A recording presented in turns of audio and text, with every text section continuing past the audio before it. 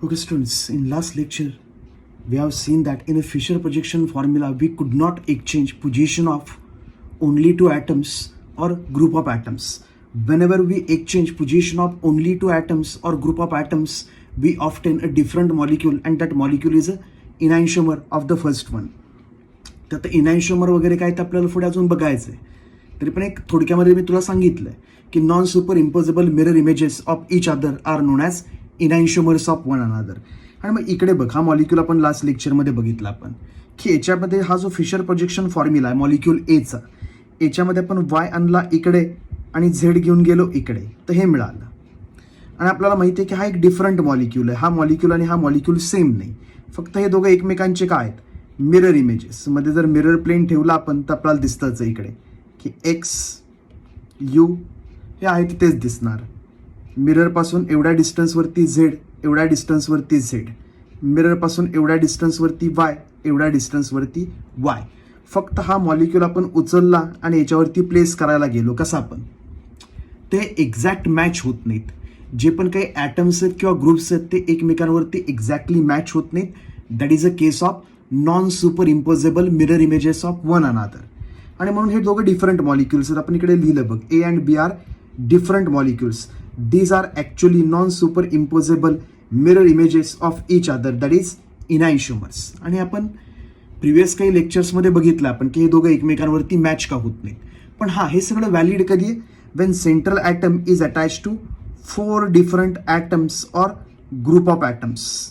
हे चौघही डिफरंट पाहिजेत. याच्यामध्ये कुठले पण दोन जर सेम आले तर विषय संपला, मग तू कसाही एक्सचेंज कर, काही फरक पडत नाही. पण चारही ग्रुप जर डिफरंट असतील, 1 2 3 4, चारही ग्रुप जर डिफरंट असतील तरच हे सगळं व्हॅलिड आहे जे आपण बोलतोय ते. पुढे जाऊयात आता. पुढे तोच पॉइंट आहे बघ. In fissure projection formula if position of two atoms or group of atoms attach to chiral centre. Chiral centre म्हणजे आपण कुणाला म्हणलं की ह्याला म्हणलं आपण chiral centre. The carbon which is attach to 4 different atoms or group of atoms. इकडे X Y Z U 4 different atoms आहेत ते ह्याला अटॅच आहेत, ह्याला आपण म्हणतो कायरल सेंटर. मग आता रूल काय म्हणतोय की in fissure projection formula if position of two atoms or groups attach to chiral centre is exchanged odd number of times. कुणाची पोजिशन, टू ॲटम्स म्हणजे हा आणि हा, कुठल्या पण दोन ॲटमची पोजिशन जर आपण एक्सचेंज केली for odd number of times, we get different molecule. म्हणजे एनाइन्शियोमर जे आधी बघितलंय ते आपण, जे इथं बघितलं ते की कुठल्या पण दोन ॲटमची पोजिशन आम्ही एक्सचेंज केली odd number of times, 1 3 5, like odd number of times exchanges केले दोन ॲटमचे, तर आपल्याला काय मिळतो, different molecule enantiomer. If exchange is done for even number of times, exchange जर तुम्ही केला 2 times 4 times 6 times, we get same molecule. Rule तोच आहे, फक्त लँग्वेज वेगळी आहे. आधी जे आपण रूल्स एक्सप्रेस केला आहे तोच रूल आहे की सपोज तुम्ही दोन ॲटमच्या पोझिशन एक्सचेंज केल्या, दोन ॲटमच्या पोझिशनच, वी गेट डिफरंट मॉलिक्यूल. आणि सपोज तुम्ही सायमल्टेनियस 3 पोझिशन एक्सचेंज केल्या ॲटमच्या, वी गेट सेम मॉलिक्यूल. तर इथे काय होतंय बघा, हा आपला ओरिजिनल मॉलिक्यूल आहे ए, आणि याच्यामध्ये आपण आता एक्स आहे, एक्सच्या आपण एक्सचेंजेस करणार आहे. हा जो एक्स आहे त्याला आपण एक्सचेंज करणार आहे विथ अनदर ॲटम. तर हा एक्स झेडच्या जागेवरती आणला आणि झेड गेला एक्सच्या जागेवरती, तर इथे आलो बघा आपण, फर्स्ट एक्सचेंज झाला, फर्स्ट एक्सचेंज. तर आता जो हा मॉलिक्यूल मिळाला आपला तो डिफरंट मॉलिक्यूल आहे B. B is a totally different molecule. A आणि बी सेम नाहीत बाळा, हे दोघं एकमेकांचे कोण असतील, non superimposable mirror images, enantiomer. पण आता तोच एक्स परत एकदा चेंज केला मी, हा एक्स एकदा चेंज केला बघ ऑड नंबर ऑफ टाइम्स. आता परत पुढे जाऊन हा एक्सचेंज अजून एकदा केला, म्हणजे सेकंड एक्सचेंज, एक्सचाच सेकंड एक्सचेंज. हा एक्सचा फर्स्ट एक्सचेंज, आता त्याच एक्सचा हा सेकंड एक्सचेंज. तर आपल्याला हा जो मिळतो सी, त्याच्यामध्ये हा ए आणि सी दोघंही कोण आहेत, सेम मॉलिक्युल्स आहेत. का तर बघ ह्या दोघांमध्ये बघ फरक काय, वायची पोझिशन फिक्स, 3 ॲटमची पोझिशन सायमल्टेनियस चेंज झाली आहे बघ, 3 ॲटमची. हे बघ दाखवतो तुला, एक्स आलाय यूच्या जागेवरती, यू गेलाय झेडच्या जागेवरती आणि झेड आलाय एक्सच्या जागेवरती. इकडे बघ एक्स यूच्या जागेवरती, यू झेडच्या जागेवरती आणि झेड एक्सच्या जागेवरती. मग आम्हाला माहिती आहे हे तर व्हॅलिड आहे, म्हणजे हा आणि हा सी हे कोण असणार आहे सेम. म्हणजे ज्यावेळेस तुझ्याकडे एक्सचेंजेस होणार आहेत इवन नंबर ऑफ टाइम्स की हा ओरिजिनल मॉलिक्यूल आहे आणि याच्यामध्ये तू 2-2चे एक्सचेंज केले, 2 ॲटममध्येच एक्सचेंज, परत पुढे exchange even number of times 2 ॲटममध्येच, तर आपल्याला सेम मॉलिक्यूल मिळतं. म्हणजे काय की हा जो मॉलिक्यूल आहे ए, तोच हा मॉलिक्यूल आहे सी, तोच हा मॉलिक्यूल आहे ई. आणि हे दिसतंय बघ तुला, first exchange, second exchange, third exchange, fourth exchange, fifth exchange आणि नंतर सिक्स्थ एक्सचेंज केला की परत एच मिळाला. म्हणजे even number of times exchange केले की आपल्याला परत ओरिजिनल मॉलिक्यूल मिळतो. मग ह्याच्यावरून आम्हाला काय कळतंय, सगळं नाही करत बसायचं आपण, फक्त लक्षात ठेवायचं. एवढं तुला कोणी विचारणार नाहीये, फक्त तू लक्षात ठेव सगळ्या गोष्टी. याच्यावरून आपल्याला काय कळलं की A C and E, A C and E R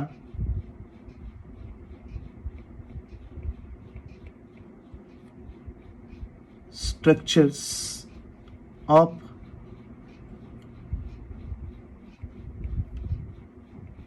same molecule. A, C आणि E, हा A ओरिजिनल, नंतर हा C जो आपल्याला इवन नंबर ऑफ एक्सचेंज नंतर मिळाला आहे, आणि नंतर हा E फोर्थ एक्सचेंज नंतर मिळाला. A, C, E are structures of same molecule. Exactly similar काय म्हणेल मी,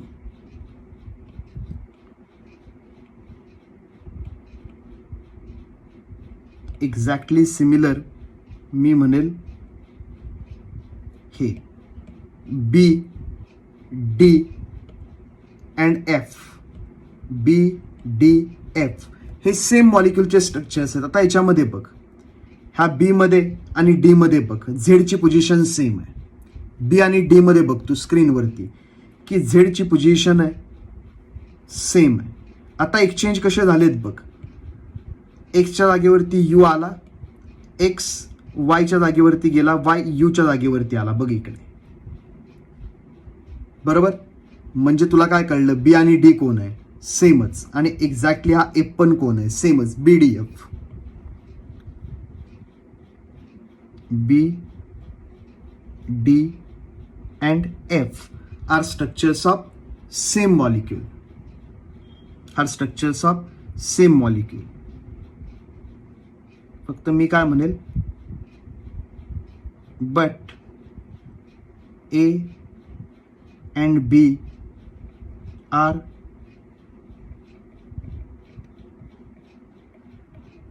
different molecules. But A and B are different molecules. हे ए आणि बी कोण आहेत, दीज आर डिफरंट.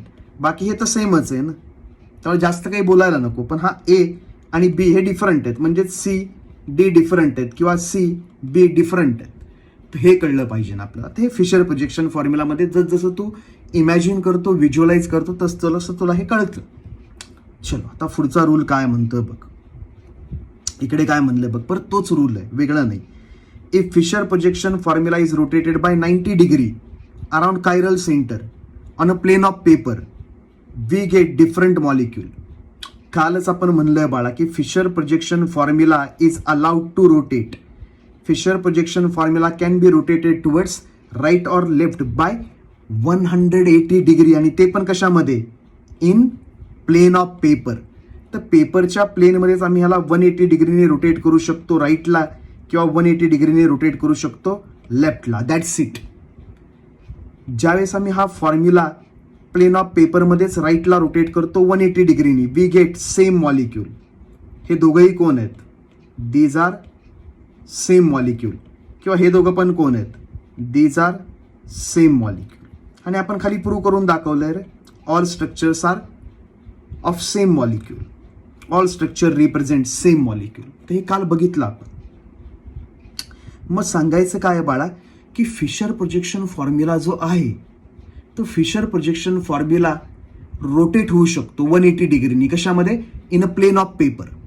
पेपरमध्येच 180 डिग्रीने रोटेट करायचा, प्लेनमध्ये असं नाही करायचं फ्लिप. का तर towards the viewer bond, away from the viewer बनतात, ते अलाउड नाहीये. आणि आता आपण काय म्हणतो की fissure projection formula never rotated by 90 degree. Fischer projection formula आपण 90 डिग्रीने रोटेट नाही करू शकत. आता इथे बघ, हा फिशर प्रोजेक्शन फॉर्म्युला आहे आणि आपण क्लॉकवाईज म्हणजे टुवर्ड्स राईट 90 डिग्रीने रोटेट केला तर एक्स येणार इथे, झेड येणार इथे, यू येणार इथे आणि वाय येणार इथे. म्हणजे सायमल्टेनियस किती ॲटमच्या पोझिशन एक्सचेंज झाल्या? 1 2 3 4. 4 ॲटमच्या पोझिशन नाही एक्सचेंज करू शकत आपण, 3च्या करू शकतो एकाला फिक्स ठेवून. तर आता बघ काय होतंय, पुढे बघ. आता तू इकडे बघ काय होतं. इथे कोण आलं? एक्स, ते आम्हाला कळतं. इकडे कोण आलं 90 डिग्री रोटेट केल्यावर? झेड. इकडे गेला यू आणि इकडे कोण आलं वरती? वाय. वरती गेला वाय. हे बघ कळतंय ना? एक्स आला इकडे, झेड आला इकडे, यू गेला इकडे आणि वाय आला वरती. 90 डिग्री रोटेशन. मग आता जर हा असेल ए आणि हा जर असेल बी तर A and B are different molecules. A and B are different molecules. आणि हे कधी व्हॅलिड आहे बाळा? When all 4 atoms or group of atoms attach to that chiral centre are different, तरच हे व्हॅलिड आहे. तर ए आणि बी हे काय डिफरंट मॉलिक्युल्स आहेत. एखादा म्हणेल सर प्रूव्ह करून दाखवा, जरा रोटेशन करा. आता हे बघ, इथे एक्स वरती आहे ना, ह्या मॉलिक्युलमध्ये आपण एक्स वरती आणू, बघू काय होतं. ह्या बी मध्ये आपण हा बी उचलूयात. आता मी काय करतो, ह्या बी ला कॉपी करतो जरा, कॉपी. आता इकडे मी बी घेतलाय, हा बी घेतला मी. आता बी मध्ये काय करतोय बघ, तू सगळीकडे लक्ष ठेव आणि तुला पण हे करायचंय प्रॅक्टिससाठी. आता बी मध्ये काय करतोय बघ, बी मध्ये मी आता सायमल्टेनियस 3 ग्रुप्स रोटेट करणार आहे. पहिलं तुम्ही एकाला फिक्स करून टाकतो. मी काय करतो, एक जो ग्रुप आहे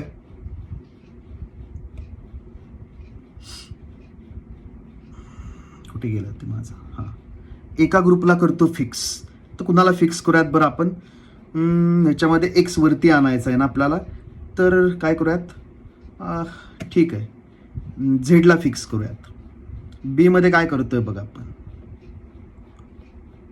हा जो झेड आहे त्याला करूयात फिक्स. आणि आता 3 ॲटम सायमल्टेनियसली एक्सचेंज करूयात. एक्सला वरती आणायचं आहे, एक्सला वरती आणायचं आहे. वाय यूच्या जागेवरती येणार, कोणी पण कसं नाही जाणार, आणि यू एक्सच्या जागेवरती येणार. इकडे यू येणार एक्सच्या जागेवरती. मग बघ आता स्ट्रक्चर काय मिळतंय.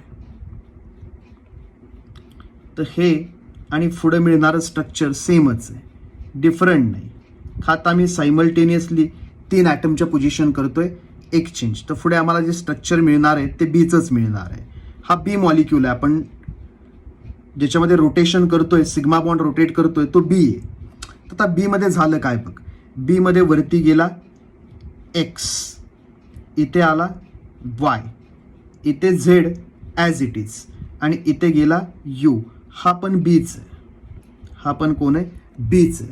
आता बी ला सपोज आपण उचलला, कॉपी पेस्ट. बी ला उचलला आणि ए वरती ठेवायला गेलो. बघ आता स्क्रीनकडे बघ, बी ला उचलला आणि ए वरती ठेवायला गेलो तर काय मिळतंय तुला? एक्स आणि वाय मॅच झाले बघ, एक्स आणि वाय मॅच झाले. पण झेड वरती कोण पडतंय? यू. आणि यू वरती कोण पडतंय? झेड. का तर A and B are different molecules. A आणि बी बाळा डिफरंट मॉलिक्युल्स आहेत. तो आता ह्याला याच्यावरती घेऊन ठेवायला गेला तर तुला कळतंय A and B are different molecules. हे दोघेही काय डिफरंट मॉलिक्युल्स आहेत. एकमेकांच्या बाळा ह्या non superimposable mirror images आहेत. तर हे कळलं पाहिजे तुला की हा जो मॉलिक्यूल आपल्याकडे बी, तो जर ठेवायला गेलो आपण ए वरती तर आम्हाला कळतंय एक्स वरती एक्स मॅच होतोय, वाय वरती वाय मॅच होतोय. पण इथे कोण आहे? झेड. इथे कोण आहे? यू. इथे कोण आहे? यू. इकडे कोण आहे? झेड. म्हणून तर बाळा हे 90 degree rotation is not allowed. वरती रूल काय लिहिलाय तुला? If Fischer projection formula is rotated by 90 degree around chiral center on a plane of paper, we get different molecule A and B are different molecules. A and B are different molecules. एकदम महत्त्वाचं आहे बाळा की ए आणि B J आहेत बाळा हे काय आहेत, डिफरंट मॉलिक्युल्स. आणि आपल्याला माहिती आहे की कशामध्ये आपलं फिशर प्रोजेक्शन फॉर्म्युलामध्ये तुझ्याकडे जो आपल्याकडे फिशर प्रोजेक्शन फॉर्म्युला अशा टाईपमध्ये याच्यामध्ये बघा आपण सायमल्टेनियसली काय करू शकतो, 3 ॲटमच्या पोझिशन एक्सचेंज करू शकतो. हा CH सिग्मा बॉन्ड रोटेट होतोय बघ, C आणि H जे आहे आता स्क्रीनवरती तो सिग्मा बॉन्ड रोटेट होतोय. मग राहिलेल्या 3 ॲटमच्या पोझिशन बघ काय होत आहेत, कुठल्या तरी 2 ॲटमच्या नाहीत एक्सचेंज होत. सायमल्टेनियसली 3 ॲटमच्या पोझिशन काय होतात, चेंज. तर ज्यावेळेस तुझ्याकडे सिग्मा बॉन्ड रोटेट होतो सायमल्टेनियसली 3 ॲटमच्या पोझिशन काय होतात, एक्सचेंज होतात. कुठल्या तरी दोघांच्याच नाही होत. क्लोरीन आणि आयोडीन नाही एक्सचेंज करत बघ पोझिशन स्क्रीनवरती की क्लोरीन तिकडे गेला आणि आयोडीन इकडे आला, नाही. आयोडीन ब्रोमीनच्या जागेवरती, ब्रोमीन क्लोरीनच्या जागेवरती, क्लोरीन आयोडीनच्या जागेवरती. बघ कसं काय, कुठे पण रोटेट करतो. सायमल्टेनियस एक्सचेंज, बॉन्ड ब्रेक नाही करायचा आपल्याला, फक्त सिग्मा बॉन्ड रोटेट होणार आहे, एक तर लेफ्टला अँटी क्लॉकवाईज किंवा राईटला क्लॉकवाईज. तर हे लक्षात ठेवतो. पुढे जाऊयात आता, पुढे येऊयात. चलो तर आता पुढचा रूल काय बघूयात इकडे. आता हा हे पण वेगळंच आहे बघ. A Fisher projection formula is rotated by 180 degree around chiral centre out of the plane of paper we get different molecule. Out of the plane of paper म्हणजे याच्यामध्येच रोटेट नाही करायचा हा 180 डिग्रीनी किंवा 180 डिग्रीनी, मग सेम मॉलिक्यूल मिळतो.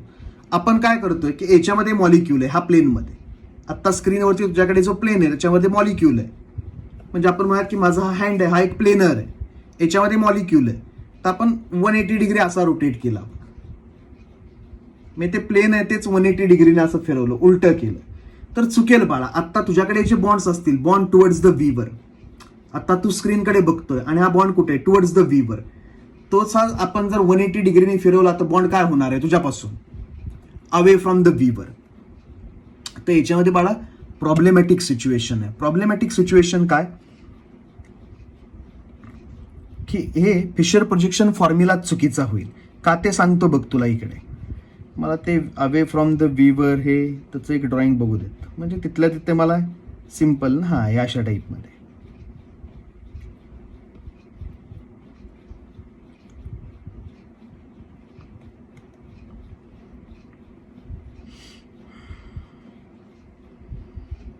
चलो आता इथे काय आहे बघ,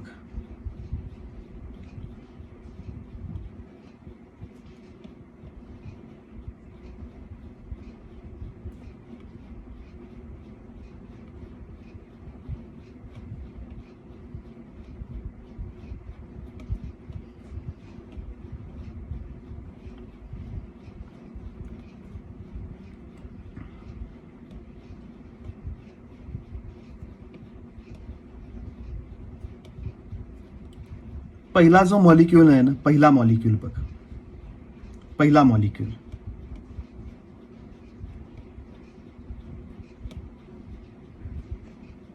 हा फर्स्ट, हा फर्स्ट काय अशा टाईपमध्ये बघ. Vertical bonds are away from the viewer. Vertical bonds आहेत ते काय आहेत, अवे फ्रॉम द व्हीवर. आणि हे जे हॉरिझॉन्टल बॉन्ड्स असतात दीज आर टुवर्ड्स द व्हीवर. म्हणजे आत्ता ज्यावेळेस आपण ह्या स्क्रीनकडे बघतोय त्यावेळेस हे जे बॉन्ड्स आहेत, CZ बॉन्ड किंवा CY बॉन्ड, हे तुझ्याकडे येत आहेत स्क्रीनमधून बाहेर, तुझ्याकडे येत आहेत हे बॉन्ड्स, प्रोजेक्ट होत आहेत आउटवर्ड्स. कुठला CZ आणि अजून कुठला इकडे CY. आणि हे जे बॉन्ड्स आहेत CX आणि CU हे स्क्रीनच्या आतमध्ये चाललेत पाठीमागे, अवे फ्रॉम द व्हीवर.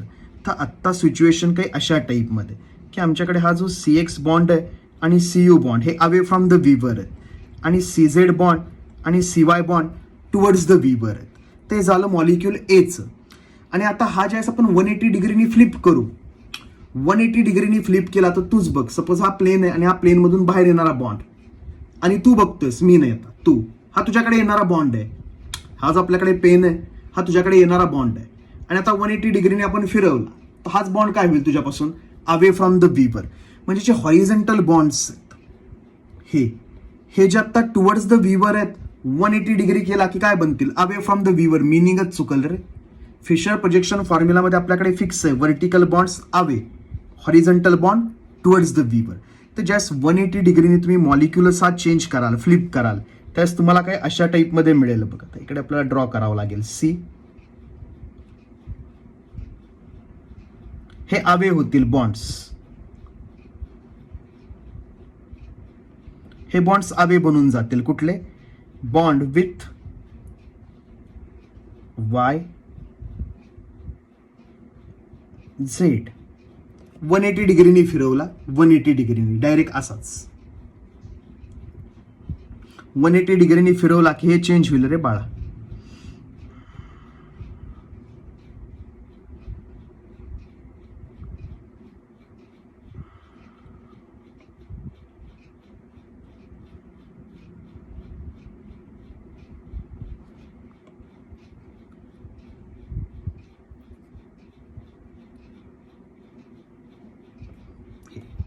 वन 180 डिग्रीने असा फिरवला ना तू, इथला जो बॉन्ड आहे तो 180 डिग्रीने फिरवला बघ की इकडे दिसणार ना. आता ज्या साईडला दिसतोय तुला त्याच्या अपोजिट साईडला फक्त काय टुवर्डचा होणार अवे, आणि राहिलेले जे बॉन्ड्स आहेत इकडे काढतो, हे टुवर्ड्स बनून जाणार. 180 डिग्रीने जे तुझ्यापासून अवे बॉन्ड्स होते हे आता बनतील टुवर्ड्स द व्हीवर.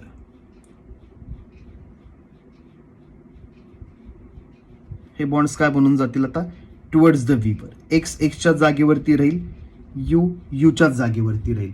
तर इथे काय लिहिलंय बघ की fissure projection formula is rotated by 180 degree around chiral centre out of the plane of paper. Plane of पेपरमध्येच 180 डिग्री लेफ्ट राईट चालतं, सेम मॉलिक्यूल मिळतो.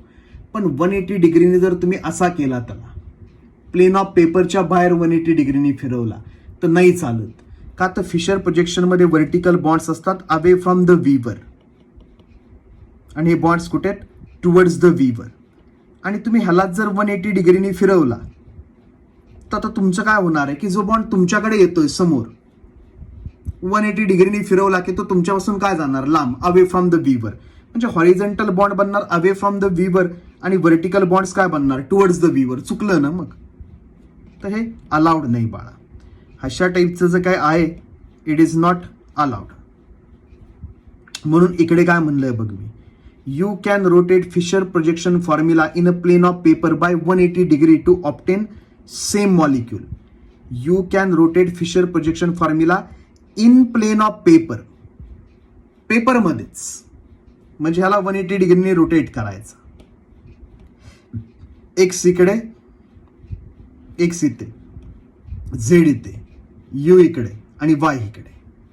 हा 180 डिग्रीने रोटेट केला बघ राईट साईडला, 180 डिग्रीने फिरवला पूर्ण की हे दिसणार आहे. तर हे आणि हे सेमच आहे, वेगळं नाही. ह्यासाठी काय अभ्यास करावा लागतो, सगळी स्ट्रक्चर ड्रॉ करावी लागतात, त्याच हे लक्षात येतं. नाही तर एखादा म्हणतो अरे मग हे सेम आहे का डिफरंट आहे. अरे बरं डिफरंट आहे. आणि वरून हे बघ ना, इथे हा झेड आहे, इकडे झेड आहे, इकडे वाय, दोन ॲटमच्याच पोझिशन एक्सचेंज झाला ना, वेगळं झालंय ते. आणि वरून काय टुवर्ड्स द व्हीवर बॉन्ड अवे फ्रॉम द व्हीवर बनलाय, वेगळंच झालंय हॉरिझॉन्टल डायरेक्शनला. तर हा मॉलिक्यूल आणि हा मॉलिक्यूल काय डिफरंट आहेत.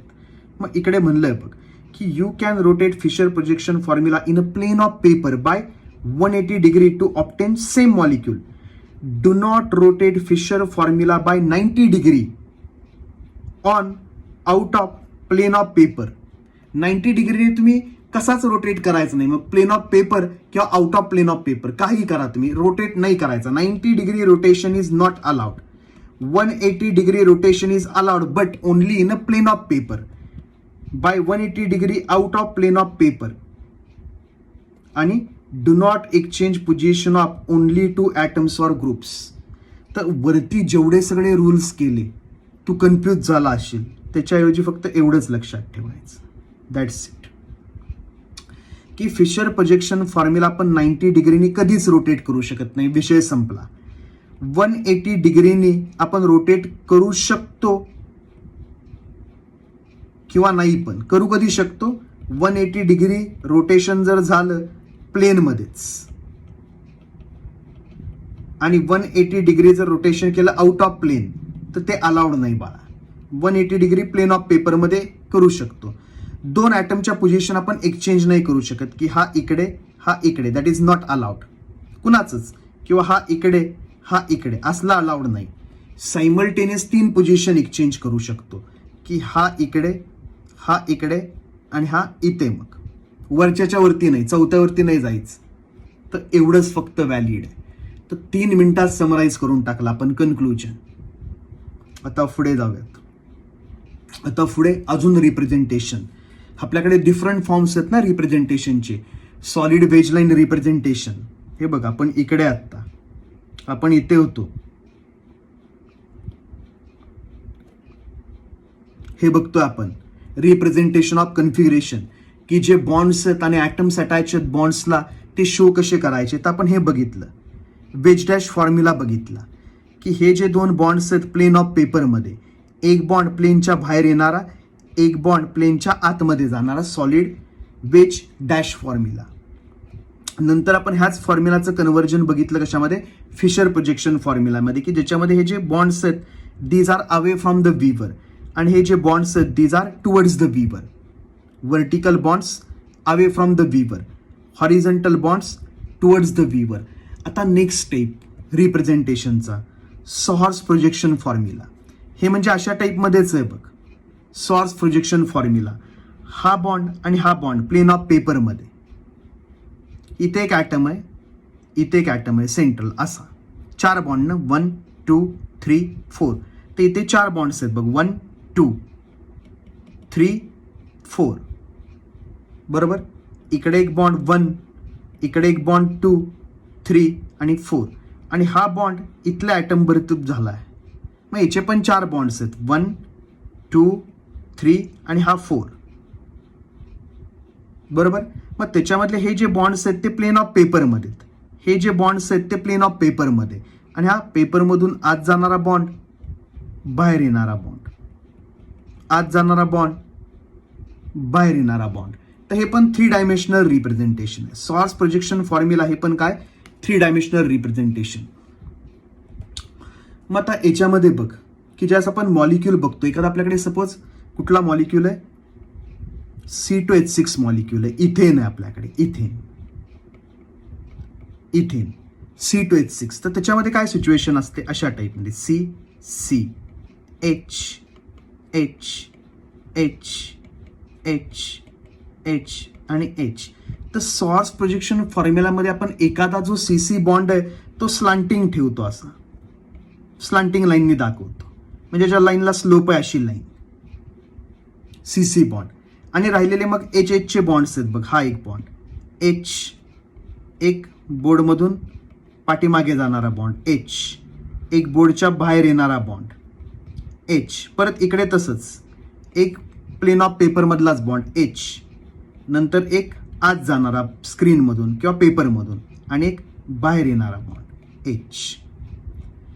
तर इथेनचं रिप्रेझेंटेशन आहे. हा जो आपल्याकडे इथेन आहे त्याचं हे 3 डायमेन्शनल रिप्रेझेंटेशन आहे, सॉर्स प्रोजेक्शन फॉर्म्युला. की बाळा इथे एक कार्बन, इकडे एक कार्बन, आणि राहिलेले सगळे हायड्रोजन्स, राहिलेले सगळे काय आहेत, हायड्रोजन्स. ह्याला काय म्हणायचं, सॉर्स प्रोजेक्शन फॉर्म्युला.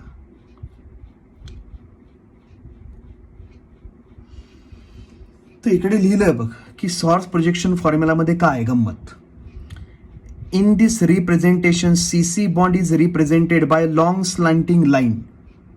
हे की जो CC बॉन्ड होता आपल्याकडे इथेनमध्ये, त्याला आपण अशा टाईपमध्ये रिप्रेझेंट केला. तर राहिले 3 बॉन्ड प्रत्येक कार्बनचे, 1 2 3, 1 2 3.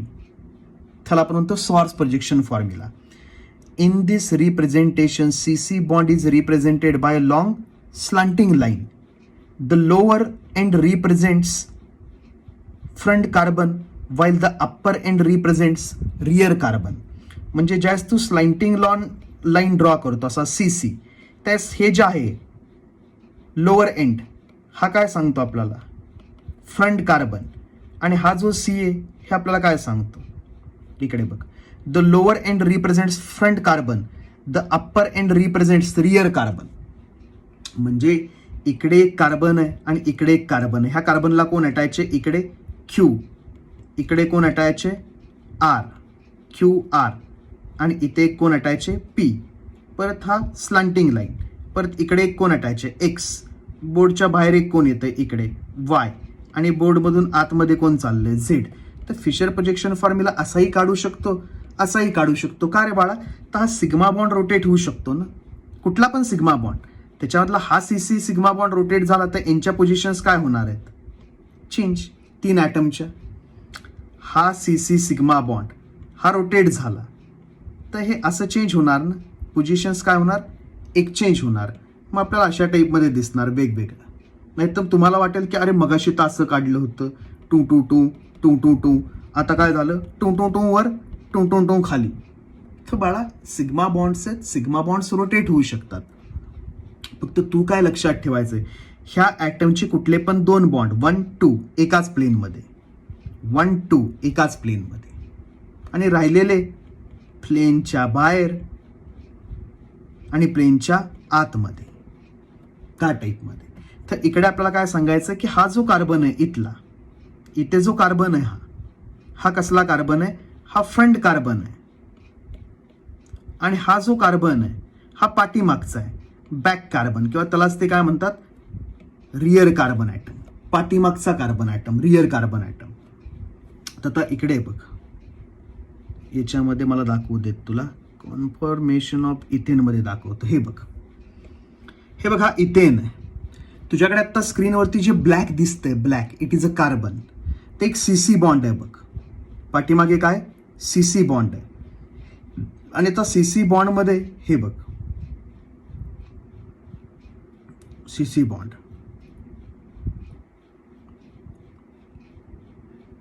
आणि तो जो सीसी बॉन्ड आहे तो रोटेट होऊ शकतो. सीसी बॉन्ड आहे तो रोटेट होऊ शकतो.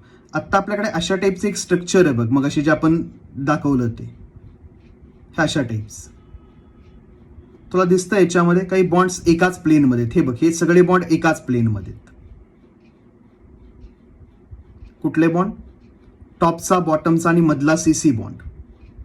टॉप बॉटम व्हर्टिकल लाईनवरती येणारे बॉन्ड्स बघ, व्हर्टिकल लाईनवरती येणारे बॉन्ड्स, आणि हा मिडलचा एक बॉन्ड सीसी बॉन्ड. हे सगळे एकाच प्लेनमध्ये.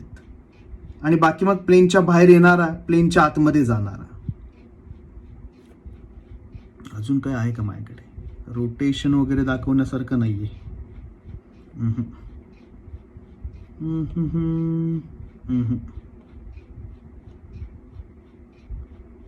हे काही नाही, हे सीसी बॉन्ड रोटेट होतं दाखवलंय तुला.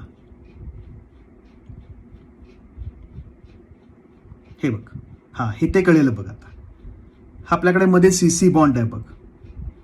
आता हा फ्रंट कार्बन आणि एक बॅक कार्बन, पाठीमागचा कार्बन आणि फ्रंट कार्बन, आणि सीसी बॉन्ड रोटेट होतोय बघ. तर 3 ॲटमच्या पोझिशन एक्सचेंज होत आहेत. आता हे बघ, हे स्लांटिंग लाईन, सीसी बॉन्ड आहे, स्लांटिंग लाईनवरती आला.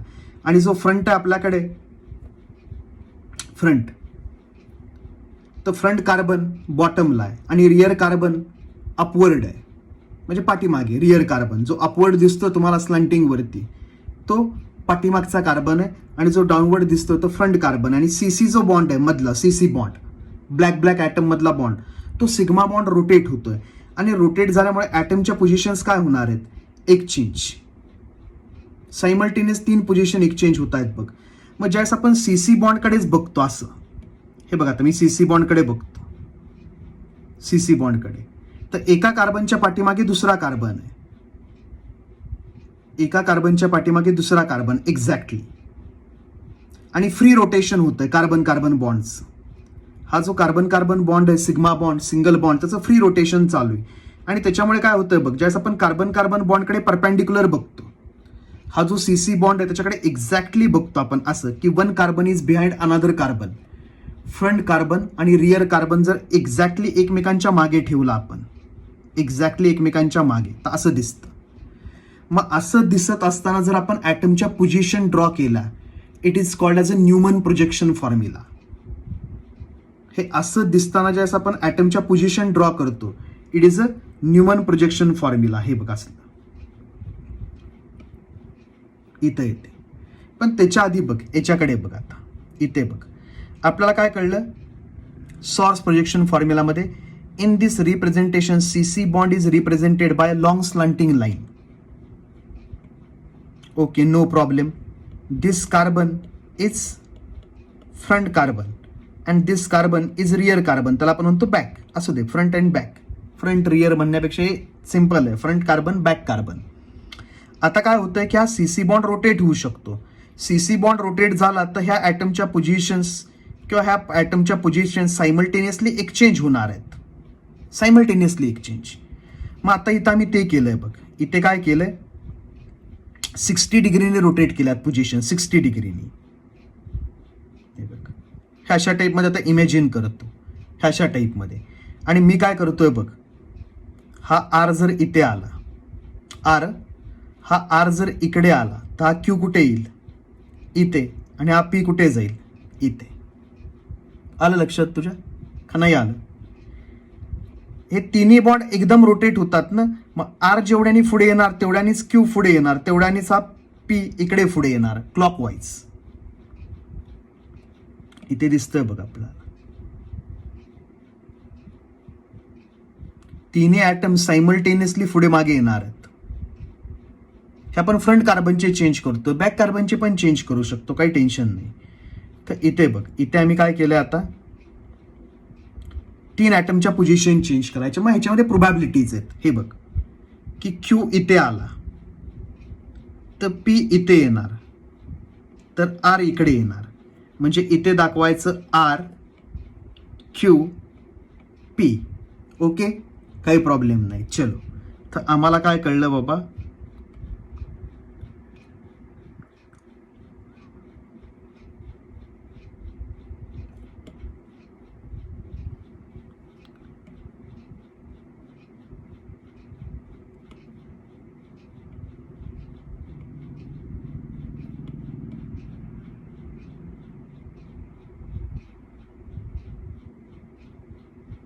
अलग लक्षात तुझ्या काय करतोय आपण की हा सिग्मा बॉन्ड रोटेट करतोय. मग काय होणार आहे बघ की हा क्यू आला इथे तर हा पी आला इथे पी आणि हा आर आला इथे आर. आलं लक्षात. P Q R.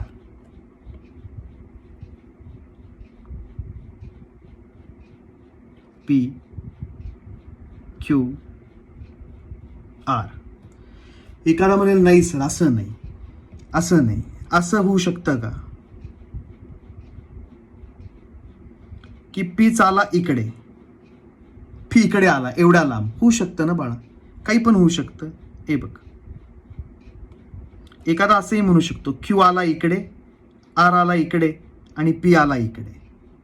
मग त्या केसमध्ये काय दिसलं असतं आपल्याला इथे दिसला असता क्यू इथे दिसला असता आर आणि इथे काय दिसला असता पी. Simultaneous 3 exchange. बघा आता सायमल्टेनियस 3 एक्सचेंज बघ. पी आला इकडे क्यू आला इकडे आणि आर आला इकडे. हे बघ सेम मॉलिक्यूल. तर हे नीट लक्षात ठेवायचं. हे आत्ता जे स्क्रीनवरती दिसतंय ते नीट लक्षात ठेव. आणि तू पेन्सिलने कर, वेगवेगळे कलर्स वापर, वेगवेगळे कलर्स.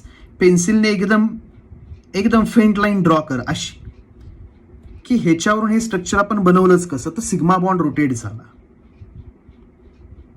की बाळा पी आला इकडे आर आला इकडे आणि क्यू आला इकडे. चालतंय ना, काही टेन्शन नाही. आता आम्ही याच्यासारखं दुसरं स्ट्रक्चर ड्रॉ करू शकतो अजून. कॉपी इकडे म्हणूयात पेस्ट.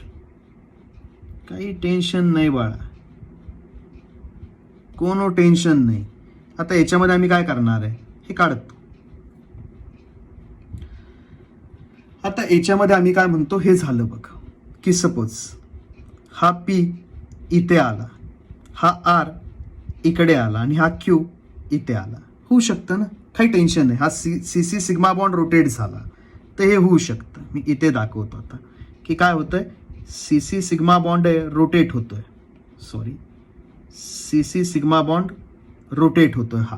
आणि सी सिग्मा बॉन्ड रोटेट झाल्यामुळे त्याच्यामुळे काय झालं हा आर क्यूच्या जागेवरती क्यू पीच्या जागेवरती क्यू पीच्या जागेवरती आणि हा पी आरच्या जागेवरती.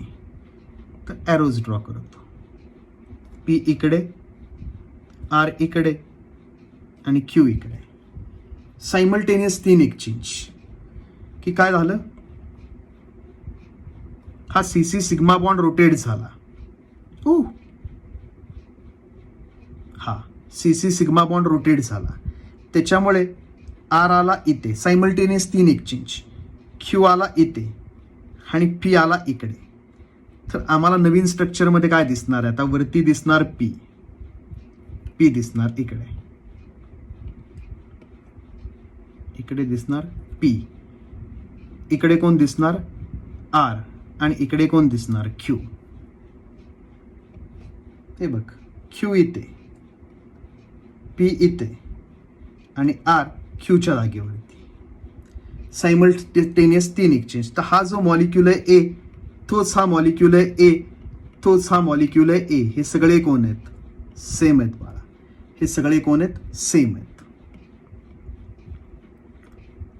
ओहो, हे सगळे बाळा सेम मॉलिक्युल्स आहेत. तुझ्यासाठी थोडंसं अजून जागा इकडे हे करतो. ओहो,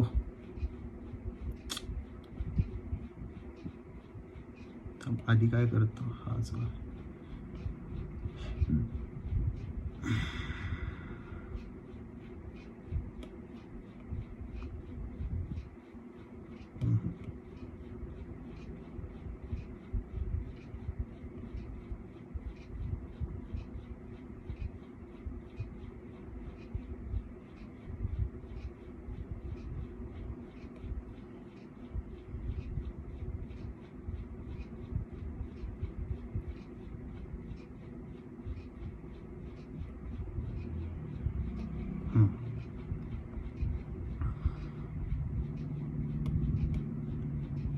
ह्याचं पण रोटेशन दाखवतो ना. हा पहिला मॉलिक्यूल आहे ना तुझा, त्याच्यामध्ये जास्त राडा नको करायला, म्हणून हाच मॉलिक्यूल परत इकडे कॉपी करून घेतोय मी तुझ्यासाठी, की तुला माहित असावं की हे मी काय केलं.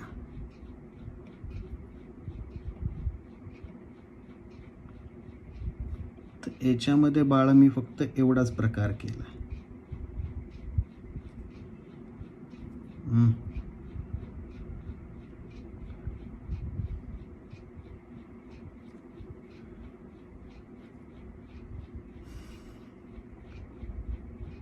जरा स्क्रीनवरती फार भयंकर आहे प्रकार सगळा.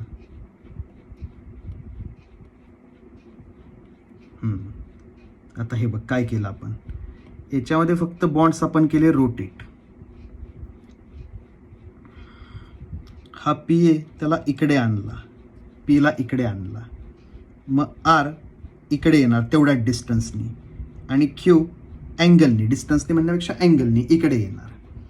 हा सीसी सिग्मा बॉन्ड रोटेट झाला.